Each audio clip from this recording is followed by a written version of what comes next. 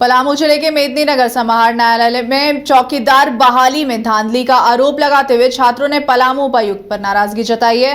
इस दौरान छात्रों ने कहा कि उन्हें दोबारा दौड़ की नोटिफिकेशन मिली थी, जो कि गलत है। इन्होंने कहा कि हमें मेगा नोटिस का इंतजार है। उन्होंने कहा कि यह दौड़ पारदर्शी तरीके से की गई थी, लेकिन यह पारदर्शी भी इस तरीके से थी कि धांधली साफ नजर आ रही है। हम लोग देखिए 215 विद्यार्थी हैं, चौकीदार सफल अभ्यर्थी हैं। हम लोग का रिटर्न के बाद जो 29 सितंबर को फिजिकल हुआ था उसमें हम लोग पास किए थे और 30 तारीख को यहीं पे कचहरी परिसर में हम लोग का मेडिकल और डॉक्यूमेंट वेरिफिकेशन हुआ था और 1 तारीख को एसडीएम मैम द्वारा बोला गया कि ये जो बहाली है इसमें पूरी पारदर्शी तरीके से हुआ है, इसमें कोई धांधली नहीं हुआ है। तो हम लोग निश्चिंत हुए कि हम लोग का जो बहाली हुआ है वो पूरे पारदर्शी तरीके से हुआ है और हम लोग का नियुक्ति पत्र मिलेगा। उसके बाद आचार संहिता लगा, हम लोग ऑफिस आते रहे और पता करते रहे तो बोले कि आप लोग अफवाहों पर ध्यान मत दीजिए, आप लोग को अंतिम रूप से मेधा सूची तैयार करके नियुक्ति पत्र दिया जाएगा। लेकिन कल का जो देखिए समय है, तो आचार संहिता के बाद कल ऑफिशियल वेबसाइट पे पलामू के और यहाँ पे भी ऑफिस में साटा गया है सूचना कि इसमें धांधली हुई है और फिजिकल रद्द करके फिर से पुनः 30 तारीख को कराया जाएगा। देखिए हम लोग 1.5 महीना से नियुक्ति पत्र मेरिट लिस्ट के इंतजार में है। सोचे कि अभी आचार संहिता है उसके चलते नहीं आ रहा है। आचार संहिता के बाद हम लोग का मेरिट लिस्ट आ जाएगा, उसके बाद हम लोग ज्वाइन कर लेंगे।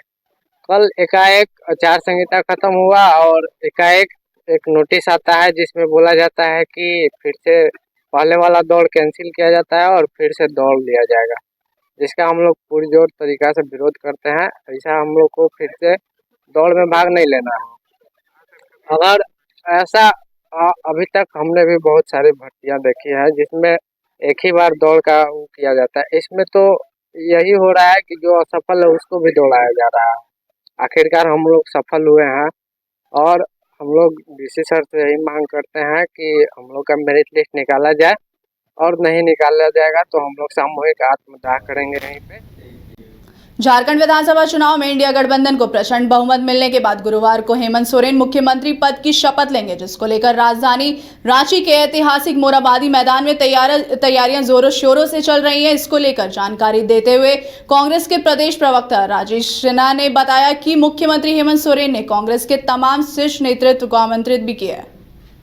नहीं, देखिए माननीय मुख्यमंत्री जी ने कांग्रेस के तमाम शीर्ष नेतृत्व को आमंत्रित किया है, क्योंकि कल वायनाड से भारी बहुमत से आदरणीय प्रियंका जी ने भी जीत हासिल की है और कल लोकसभा में वो भी शपथ लेंगी।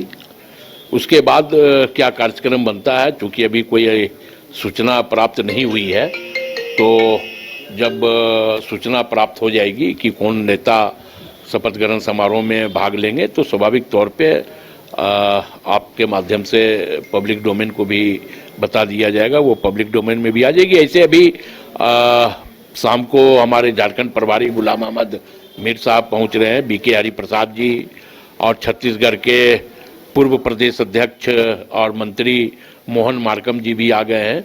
तो ये नेतागण की आने की सूचना है और आदरणीय राहुल जी, आदरणीय प्रियंका जी और आदरणीय खड़गे जी का भी कोई कंफर्मेशन आया नहीं है। जब आएगा तो वो आप लोगों को सूचनार्थ कर दी जाएगी। कांग्रेस कोटे से कौन कौन मंत्री होंगे, क्योंकि कई विधायक अब दिल्ली में डेरा डाल चुके हैं आलाकमान? नहीं, तमाम चीज़ों पर हमारा शीर्ष नेतृत्व गंभीर है और संजीदगी के साथ उस पर बात हो रहा है और बहुत जल्द कांग्रेस कोटे के मंत्री की भी जानकारी मिल जाएगी। हमारे लिए पहली प्राथमिकता है कि हम कैसे राज्य के अंतिम व्यक्ति तक विकास की किरण को पहुंचा सकते हैं। कांग्रेस उस दिशा में सकारात्मक रूप से पहल कर रही है और जो भी मंत्री बनेंगे वो विकास को एक नई आयाम की ओर लेकर के जाने का काम